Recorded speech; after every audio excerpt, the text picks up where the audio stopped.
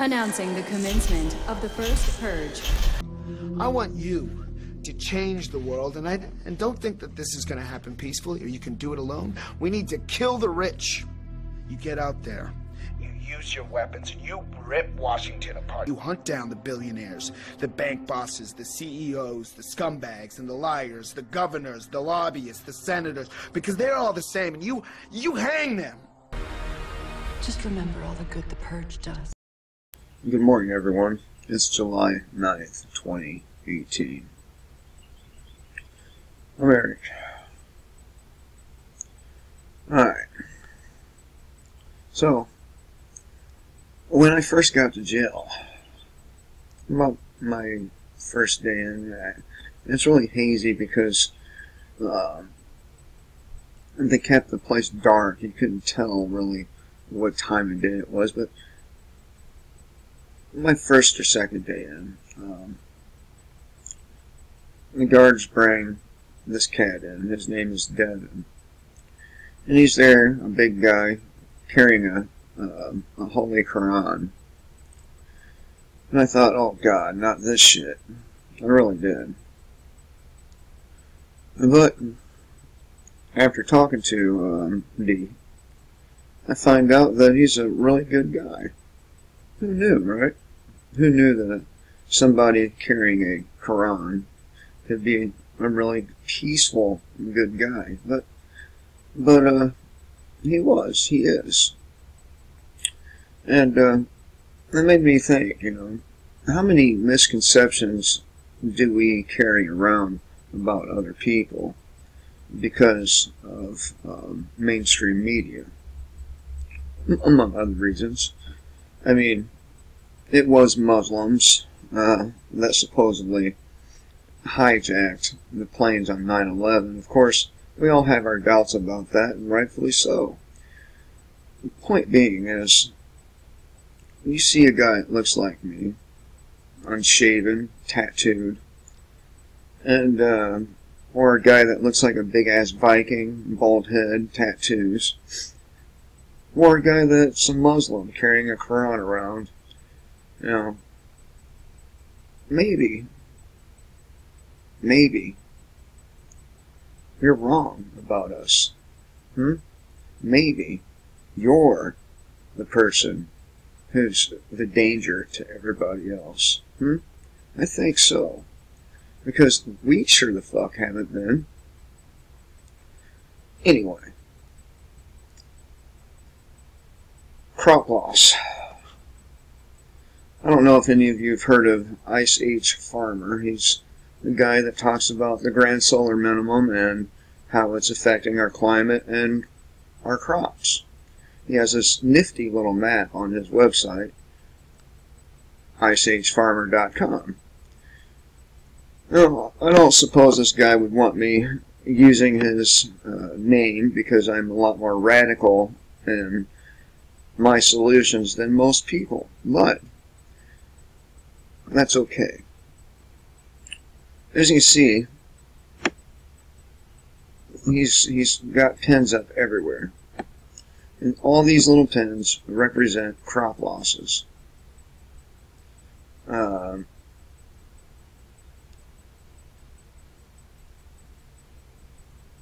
one hand, we've been experiencing as a planet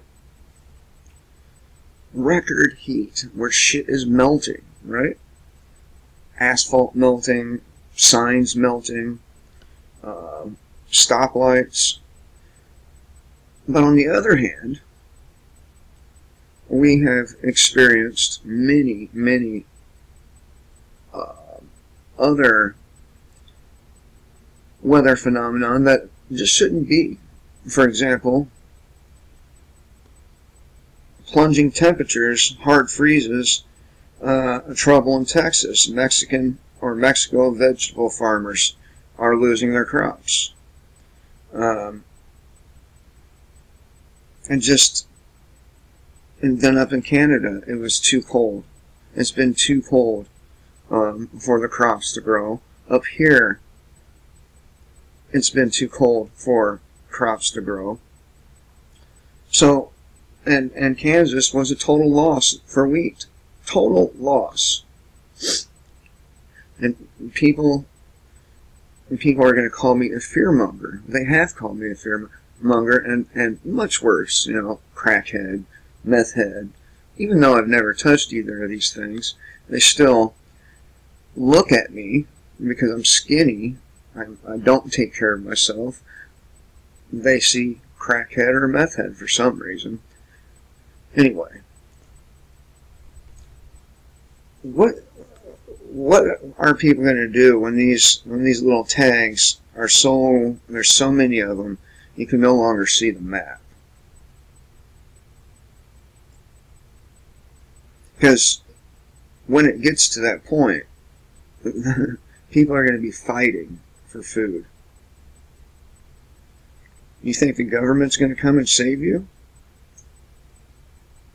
They're not going to save you. They're going to kill you. You must fully understand that, of course, the government has nothing to do with the Grand Solar Minimum. It's more like something like we have a binary star system, and when these planets get closer and closer to us, it has an effect on our sun. It has an effect on the tilts of the planets. It has an effect on everything. Now, recently in the Gulf of Thailand, we had a major tidal recession, and that just means that the water on the coastline there kind of went away, and it went away in a big way. The water was gone a mile into what was the Gulf of Thailand. Now, what the fuck is going on with that? Where'd the water go? These so-called experts, and I say so-called because they're never right.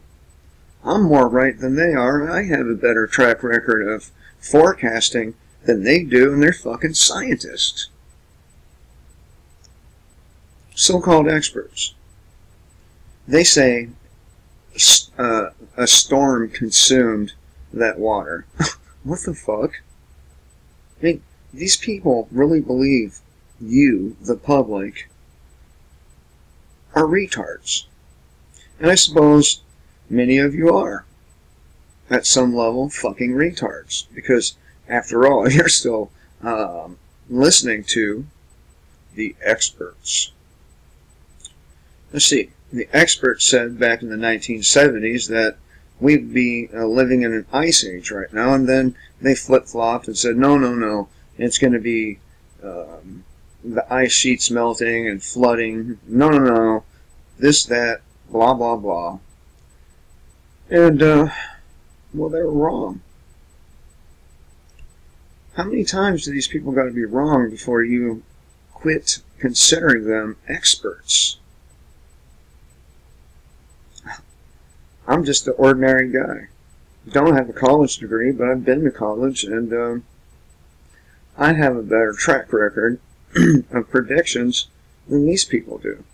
And they're scientists. They have all these tools to work with. And all I have to work with is data. That's it. I go through the data sets, and I come to a conclusion. And look, when you're looking at this stuff, you also must consider unknown variables. That has to be in your equation. Okay? Without the unknown variables, you're not going to make a proper forecast. But look at this. These are crop losses from around the world, and why should you care about what happens in Nigeria or Argentina or Bolivia? I'm going to tell you why. Because we import our food, a lot of it. Right? So if we're importing food from these places and they're losing their crops, what do you suppose it's going to do to your wallet? I can tell you, because I'm a fan of shopping at Aldi, man. and even their food prices are rising. And they do real well at keeping their food prices low. But there's an iceberg lettuce shortage. And there's a shortage for cauliflower. The shortages are going to get bigger and bigger. The wheat's going to be outrageous. Alright, Eric, what's the point to this video? Point is, if you have any kind of money, any kind, even if you're poor, okay? Even if you're poor, and as a matter of fact, more so if you're poor, you need to stock up on some dried fucking food.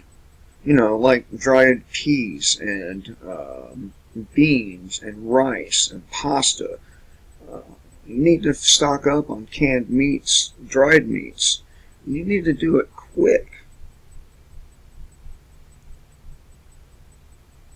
And I have my doubts that we're going to be functioning as a society by next summer.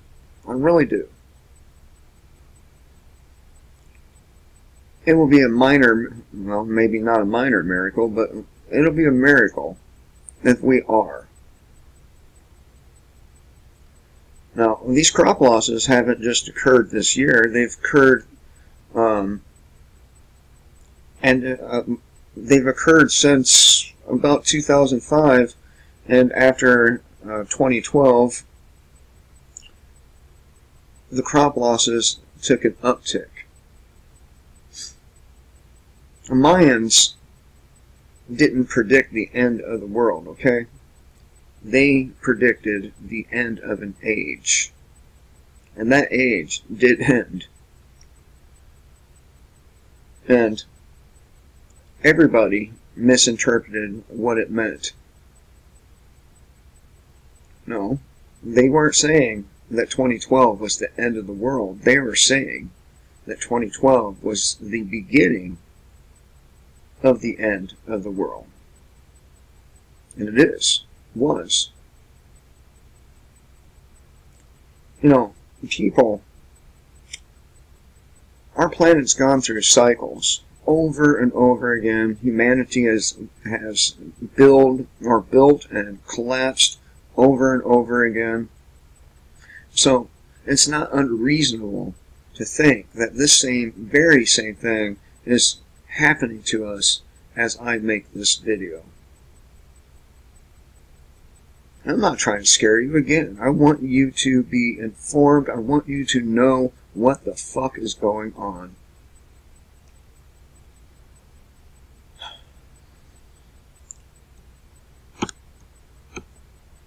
So, let's run down some things right quick. Number one, we're long overdue for two handfuls of disasters, natural in nature. San Andreas fault line, overdue. Yellowstone supervolcano, overdue. Massive plague, overdue. Pandemic, whatever you want to call it. Asteroid impact, overdue. We're overdue for so many of these things that, and as I explained in other videos, the longer we go without one of these events, the more probable it is. Just check out probability and you'll see what I'm talking about. Probability is very, very important. Using probability, you can probably, or at least I think I do, with some good accuracy, predict things that are about to happen. You use these variables that I referred to. You look at the whole picture, you put it all together, and you come to a conclusion. And probability has to be in there. What is the probability? Well, if it doesn't happen this year, the probability is it'll happen next year. And if it doesn't happen then, the probability just continues to increase until it does. We've had record fireballs or small asteroids breaking through our atmosphere. One of these times, it's not going to disintegrate. It's going to hit the planet.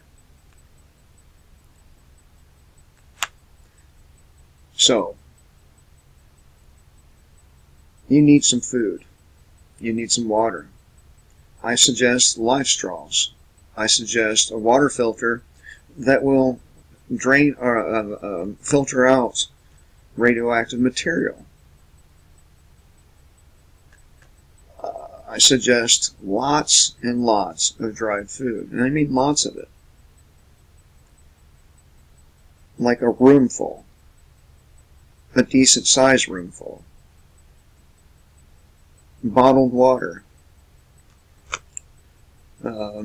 What's his name from X-22? Dave from X-22. And I think it's a little bit silly to do it like this, but I'll still say it.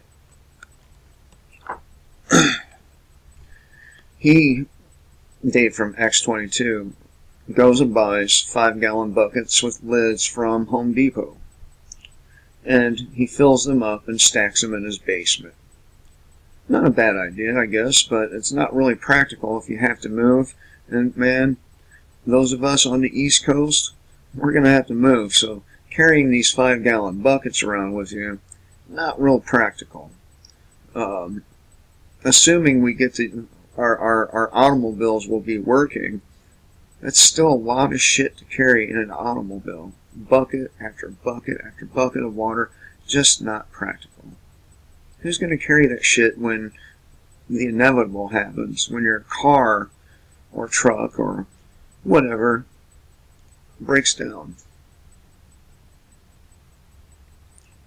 I'm not carrying that shit. Are you? So what you do is you get you a couple water filters, a little reservoir, don't have to be big, they're lightweight, and you carry that instead. Everywhere you go, you just dump water into it, wait for about 20 minutes, and you have some fresh filtered water. Another thing, you need some iodine. Good iodine. Don't get shitty iodine because you'll get a headache from it. But good iodine. And I don't like Alex Jones. I really don't, but InfoWars does sell some damn good iodine. But then again, so does Mike Adams and a couple of other people. Not expensive either. Get like 4 bottles of that. Treat your water with a couple of drops so that everybody gets some iodine, and your glands are protected from the radioactive material that will, and I say will for sure, be spreading all over the planet. The iodine will protect you from your glandular system, your whole body, from the radiation. Black mica. Get some of that. If you don't know what it is, look it up. It's very, very good shit. Okay? Black mica. You put a couple of drops into a bottle of water or a gallon of water. And what happens is it clumps together all the toxins that's in that water, including radioactive material. It clumps it together. And all you got to do is dump the water into another drinking vessel, and you have pure, probably more so than filtering it, pure water. It's going down, people. The UN is coming. It's here. And they're going to start their shit. Are you ready for this?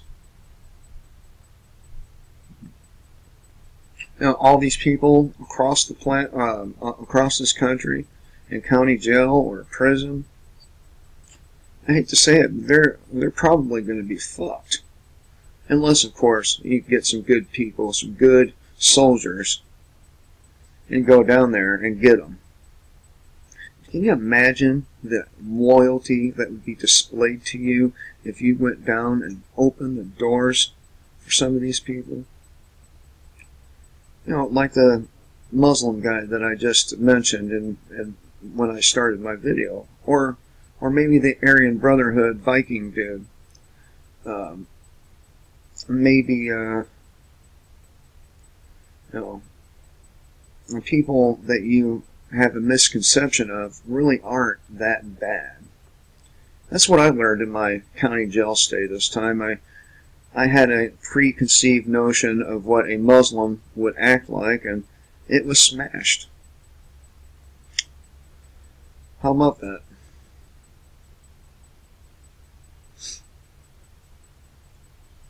Remember, people, free men ask if it's right or wrong. Slaves ask if it's legal or illegal.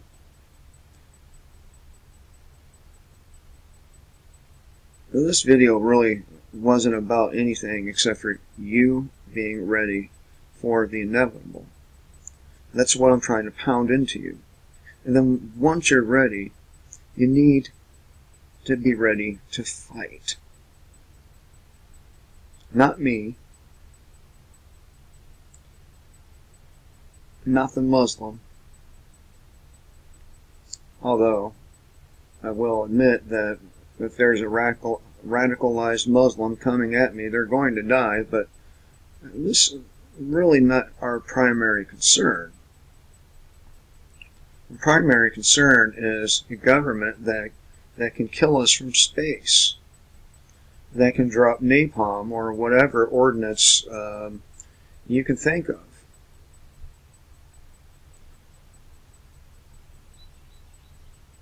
These people should be your concern. True enough, there are bad Muslims.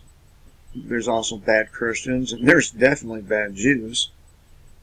So, you know, not all these people, you know, are bad. They're not. And yet, the media and pop culture paints them as being the most dangerous things, most dangerous people, when all along it's them, it's the system who are the most dangerous. The system has hundreds and hundreds of prisons to put you in. Muslim don't. The system has thousands of soldiers to come and kill you. Muslim don't. The Aryan Brotherhood don't.